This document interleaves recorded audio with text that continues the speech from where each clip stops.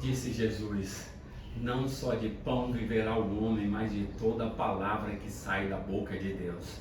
Sabe, isso é uma verdade tão profunda que eu e você não conseguimos nem compreender com tanta profundidade. Mas o certo é que dá para compreender. A gente compreende de forma racional, mas vai muito mais além do que uma compreensão racional. Ela é tudo. Jesus está dizendo que não só de pão viverá o homem, eu e você, mas de toda a palavra que sai da boca de Deus. Se o ser humano, se a humanidade compreendesse o quanto isso é importante e voltasse para a palavra, nós seríamos alimentados em todos os aspectos. Nossa vida seria diferente.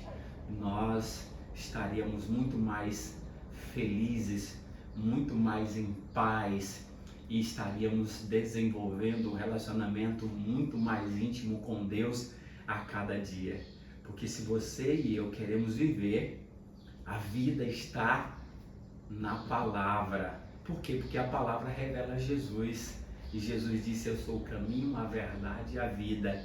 Ninguém vai ao Pai senão por mim. Olha que profundidade. Então nós precisamos a cada dia buscar a palavra. E nós vamos estudar hoje sobre a vida de Jesus. O que aconteceu com Jesus nos seus últimos dias ali, e principalmente ali no período em que ele foi crucificado. Todo o drama da paixão que ele passou, mas tudo isso estava profetizado. Jesus sabia o caminho que ele estava trilhando, foi algo que ele já sabia, porque ele havia inspirado, ele havia trazido para os profetas. Então, sabe, Jesus tinha consciência de cada fato, de cada ato que ele empreendia enquanto esteve aqui na terra. E eu e você precisamos a cada dia viver pela palavra, deixar com que a palavra entre na nossa vida e transforme a cada um de nós. Nós vamos orar para a gente entender esses textos de forma brilhante, para a gente ter mais convicção, ter mais certeza, acreditar muito mais na palavra de Deus e viver segundo a palavra. Vamos orar nesse instante. Amado Deus, querido Pai, estamos na Tua presença e queremos ouvir a Tua voz. Fale no nosso coração, Senhor. Sem Ti nada somos. Ajuda-nos, Senhor, a confiarmos no Senhor, a seguirmos a Tua palavra, em nome de Jesus. Amém. Acompanhe comigo aqui. São tantos textos, mas vamos pegar alguns para que a gente possa extrair coisas profundas da palavra de Deus. Venha comigo aqui. Nós vamos começar primeiro com quando Jesus vivenciou isso. Nós vamos ver logo aqui, como está em Mateus capítulo 26, Mateus 26, nós vamos começar por esse aqui logo, o primeiro momento, quando Jesus então foi julgado no tribunal de Caifás. Ele já tinha saído de Anás, agora estava em Caifás, que era o sumo sacerdote. E diz assim o texto bíblico, no verso 66, depois que ele havia perguntado se Jesus realmente era o Filho de Deus, e Jesus declara: tu disseste. E aí ele agora dizendo, blasfemou e rasgou as suas vestes. E ele diz: o que parece é réu de morte. Ele disse aí no verso 66, diz assim: o que parece? Responderam eles: é réu de morte. Verso 67, então uns cuspiram-lhe no rosto e lhe davam murros, e outros esbofeteavam, dizendo: profetiza-nos, ó Cristo, quem é que te bateu? Aí no 27, também a gente tem aqui essa mesma descrição de que essas pessoas, agora Jesus já havia sido condenado, os soldados estavam aqui batendo Jesus antes de levar para a cruz, antes de fazer ele levar a cruz para chegar no Gólgota para ser crucificado. Verso 30 do capítulo 27 diz assim: e cuspindo nele, tomaram um caniço e dava-lhe com ele na cabeça. Então, aqui o texto, para a gente mais notar, é que Jesus foi cuspido. Sabe, você receber uma cusparada de alguém é um dos grandes atos de humilhação. Alguém está querendo humilhar você, e para humilhar tanto, vai lá e cospe em você. Sabe, é algo repugnante. Só que isso já estava profetizado. Olha só, em Isaías 50, vamos ver lá, Isaías 50, então Jesus sabia tudo isso que ia passar. Quando Isaías escreveu aqui, foi 700 anos antes de Jesus nascer. e a profecia se cumpriu com exatidão. 50, verso 6 diz assim: ofereci as costas aos que me feriam e as faces aos que me arrancavam os cabelos. Não escondi o rosto dos que me afrontavam e me cuspiam. Jesus não escondeu o rosto. Sabe, aqui está. Jesus passou por tudo isso. Por 2 vezes Jesus recebeu cusparada. Que humilhação. Jesus poderia ter parado num instante, poderia ter destruído, porque Jesus tinha todo o poder, estava à disposição, era só ele retomar sua natureza divina e todos seriam fulminados, mas ele não fez, porque ele estava ali para salvar aquelas pessoas e salvar a você e a mim. Que amor é esse? Que drama da paixão. Então Jesus passou tudo isso porque nos ama. Aí nós vamos agora continuar aqui para a gente ver alguns detalhes mais interessantes de como Jesus passou por tudo isso.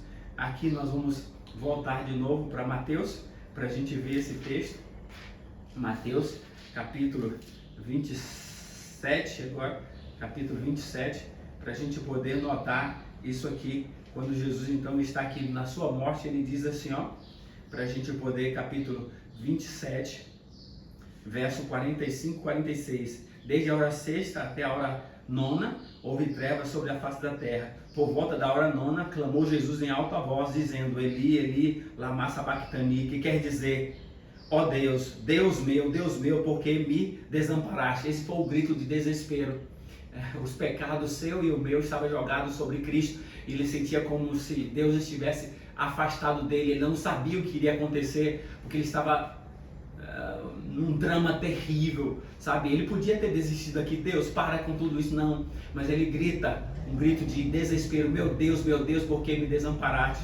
Só que isso aqui está profetizado, ó, em Salmo 22, no Salmo 22, verso 1, diz assim, só para a gente poder notar. 22, verso 1 diz assim: Deus meu, por que me desamparaste? O mesmo texto, Jesus está repetindo aqui o grito de desespero de Davi. Na verdade, o Espírito Santo estava guiando Davi para escrever esse salmo aqui, porque era algo que Jesus iria passar, sabe? Então nós precisamos a cada dia compreender essas verdades, para que a gente possa compreender o quanto amor ele tem por cada um de nós. Aí agora eu quero vir com você, voltar para Mateus 27, 43, Mateus 27, 43, vamos lá, Mateus 27, 43, para a gente poder ver o quanto a palavra de Deus é verdadeira. 27, 43, e vai dizer assim, 27, 43, diz assim o texto bíblico: confiou em Deus, pois venha livrá-lo, agora se de fato lhe quer bem, porque disse: sou filho de Deus. Esse texto aqui, ele está dizendo, as pessoas estão dizendo, confiou em Deus, então que ele venha livrá-lo. Aí nós voltamos para o Salmo 22, de novo ele vai falar esse texto aqui. Vamos lá para a gente poder perceber o quanto a Bíblia é verdadeira. Diz assim, ó: confiou no Senhor, livre-o, salve-o, pois se nele tem prazer. Aqui está o mesmo texto. 1000 anos antes de Jesus passar por aquilo, Davi escreveu isso aqui. E nós precisamos compreender exatamente essa verdade. Aí, se a gente perceber, ó, verso 7 diz assim: todos os que me veem zombam de mim, afrouxam os lábios e maneiam a cabeça. Ei, as pessoas passavam, sabe o que aconteceu? Vamos lá para o 27, verso 39, para a gente perceber, de Mateus 27, 39 de Mateus 27, verso 39, 27, 39 de Mateus, para a gente perceber o quanto a palavra de Deus é verdadeira. 27, 39, diz assim o texto bíblico, ó, aqui está: e foram crucificados com eles 2 ladrões, uma à direita e outra à sua esquerda. Aí o verso 39, os que iam passando blasfemavam dele, maneando a cabeça e dizendo: ó tu que diz, destruirei o santuário e reconstruirei. Sabe, as pessoas passavam ali, via Jesus na cruz, e eles maneavam a cabeça, balançavam como sinal negativo. Eles não sabiam que estava cumprindo a profecia, que lá o Salmo 22 já disse exatamente que as pessoas fariam isso. Então, queridos, nós precisamos perceber o quanto a palavra de Deus é verdadeira. Aí eu quero trazer para você, são vários textos, mas só para a gente voltar mais aqui, vamos voltar lá no Salmo 22, para a gente só ver mais algumas coisas, para a gente compreender o quanto a palavra de Deus é espetacular. Aí, veja só aqui, ó, no capítulo 22, verso 16, cães me cercam, uma súcia de malfeitores me rodeia, transpassaram minhas mãos e os pés. Ei, Davi nunca passou por isso. Davi nunca teve as suas mãos e os seus pés traspassados, mas era uma profecia com relação a Jesus, uma súcia de malfeitores, ou seja, era uma quantidade de muita gente má, ruim, estava rodeando a Cristo, e fizeram o quê? Transpassaram as suas mãos e os seus pés. Profeticamente, 1000 anos antes, dizia que Jesus teria suas mãos e os seus pés rasgados pelo cravo. Jesus passou por isso para salvar você e a mim. Aí o verso 18, repartiram entre si as minhas vestes e sobre a minha túnica deitaram sorte. Ei, isso aqui é com exatidão. Nós vamos agora ver em João. Nós vamos ver João agora, Evangelho de João, capítulo 19. Veja só comigo aqui para a gente perceber o quanto a Bíblia faz isso. Os soldados estavam fazendo aquilo, nem imaginavam que estava cumprindo-se uma profecia no ato deles. E nós precisamos então ver capítulo aqui 19 de João. Nós vamos ver esse texto que 1000 anos antes foi profetizado. Aqui está, diz aqui, verso 24, diz assim, a partir do 23, e os soldados, pois quando o crucificaram, tomaram as suas vestes, fizeram 4 partes, para cada um deles uma parte. Pegaram também a túnica. A túnica, porém, era sem costura, todas tecidas de alto a baixo. Disseram uns aos outros, não rasguemos, mas lancemos sorte sobre ela, para ver a quem caberá. Para se cumprir as escrituras, repartiram entre si as minhas vestes, e sobre a minha túnica lançaram sorte. Assim, pois, o fizeram os soldados. Os soldados estavam fazendo algo que eles nem imaginavam que estariam cumprindo uma profecia 1000 anos antes. Queridos, a Bíblia é verdade. Jesus passou tudo isso consciente para salvar a você e a mim. Então eu e você precisamos compreender que aqui está alguém que ama você e a mim, que deu a sua vida para nos salvar. Sabe um outro texto agora que eu quero ler com você? Vamos aqui, Salmo 69, verso 21, diz assim, 69, verso 21. Por alimento me deram fel, e na minha sede me deram de beber vinagre. Ei, Jesus está dizendo, por alimento me deram fel, e na minha sede me deram de beber vinagre. Veja aqui, vamos aqui para Mateus, para a gente poder só notar como isso é com exatidão. Mateus, capítulo 27, Mateus 27, nós vamos exatamente ver esse relato aqui, o que fizeram. Olha só, 27, verso 33 e 34. E chegando a um lugar chamado Gólgota, significa lugar de caveira, deram-lhe a beber vinho e fel, mas ele provando não quis beber. Então, como alimento, deram fel a Jesus. E vinagre. Agora nós vamos ver em João, que para confirmar com exatidão, ele disse, eu tenho sede. E o que aconteceu? Veja aqui comigo, João capítulo 19, para a gente poder compreender o quanto a palavra de Deus é verdadeira. Capítulo 19 de João, e aqui está o texto bíblico, 19 a partir do verso 28. Depois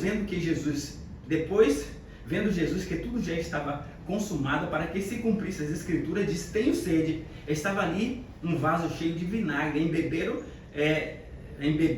de vinagre uma esponja, e fixando num caniço de sopro, chegaram à boca. Quando, pois, Jesus o tomou, o vinagre disse, está consumado, inclinando a cabeça, rendeu o espírito. Aqui está.